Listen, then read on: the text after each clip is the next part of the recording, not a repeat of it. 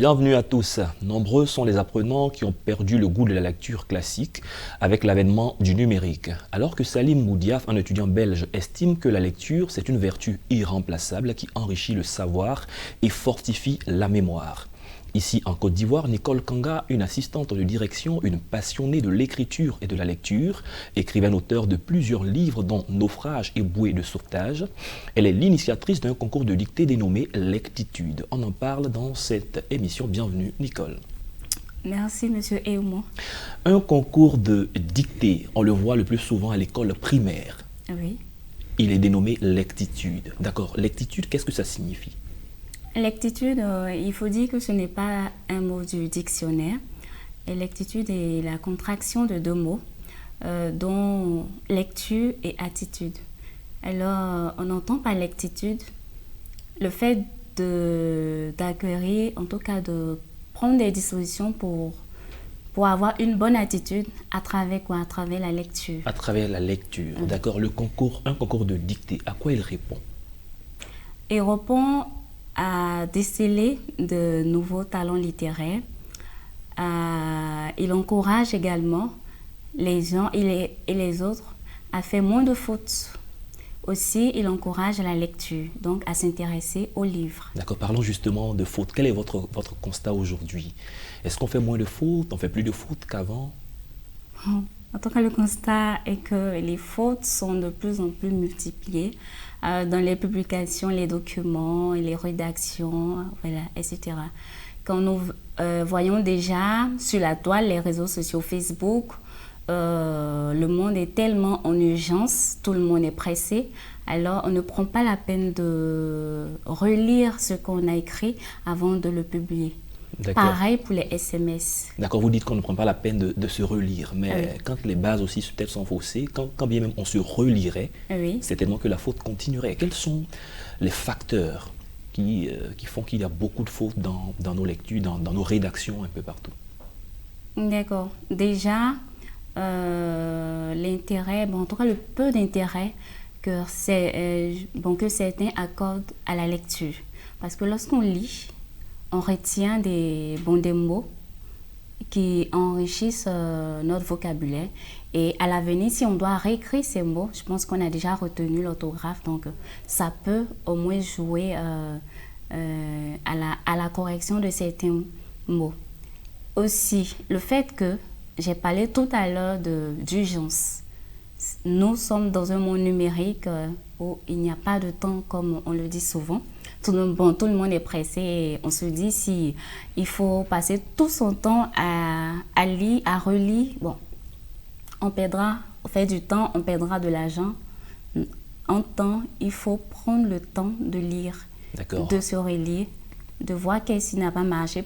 Peut-être qu'à la deuxième lecture, à la troisième lecture, on peut déceler les fautes ou les failles qu'on a pu laisser dans nos rédactions. D'accord. Quelle est votre cible? Ce concours vise qui? Tout le monde.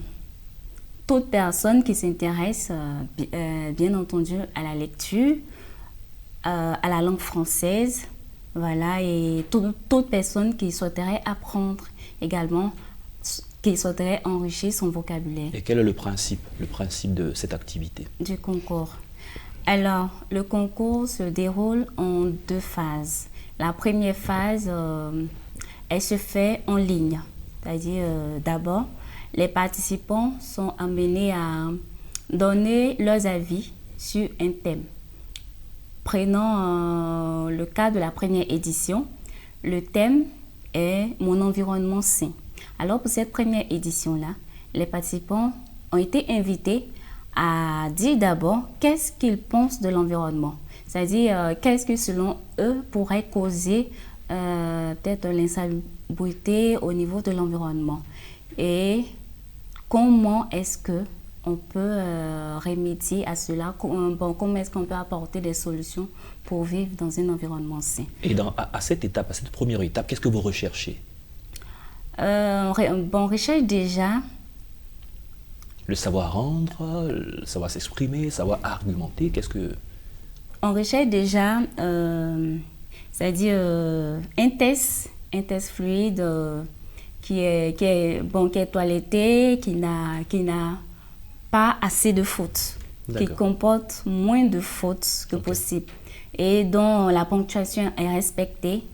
On veut voir cela en tout cas dans le test du candidat.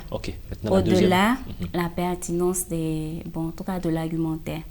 Est-ce que effectivement le candidat a compris la portée du thème? Voilà, et lorsqu'on vérifie ces deux volets, on va voir aussi si le candidat a respecté les critères d'inscription, si effectivement les coordonnées ont été bien renseignées. Et puis, on attend la seconde phase. D'accord. Après cette édition du concours, l'édition 2020 du concours, quelles sont les observations que vous faites par rapport au niveau de ceux qui prennent part à ce concours?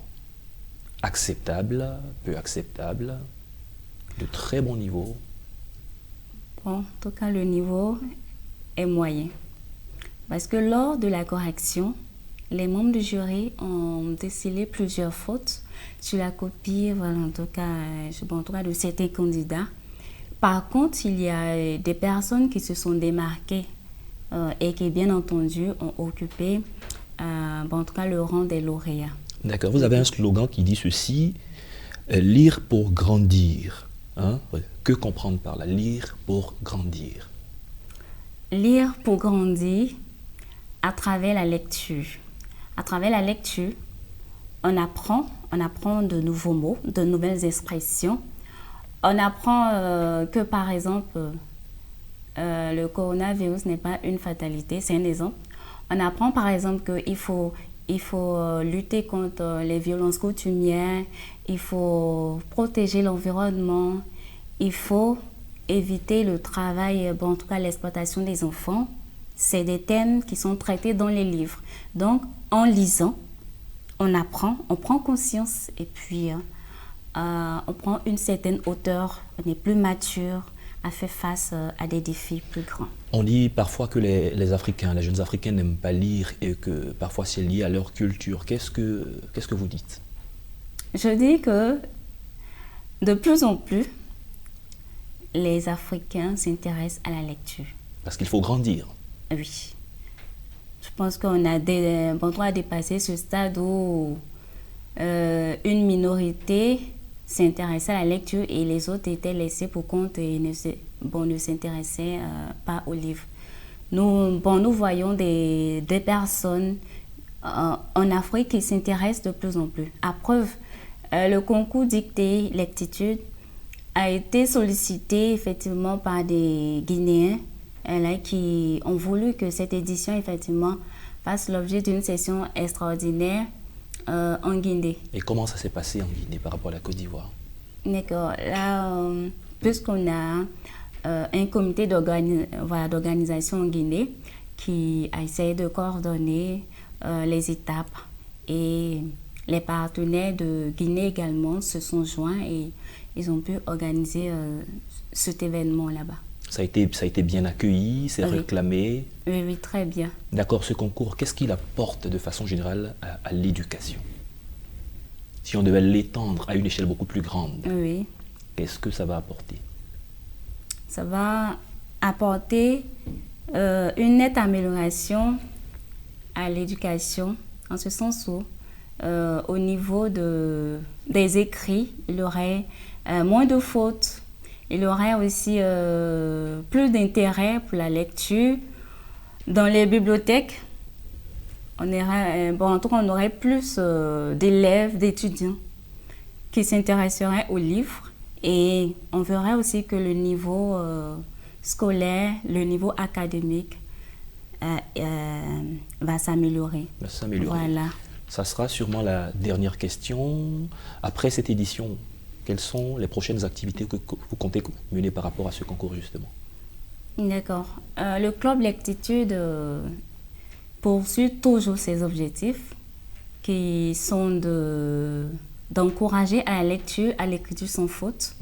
Alors, en attendant que la deuxième édition de Dictée Lectitude débute, nous organisons chaque mois un concours qui est dénommé Résumé Lectitude.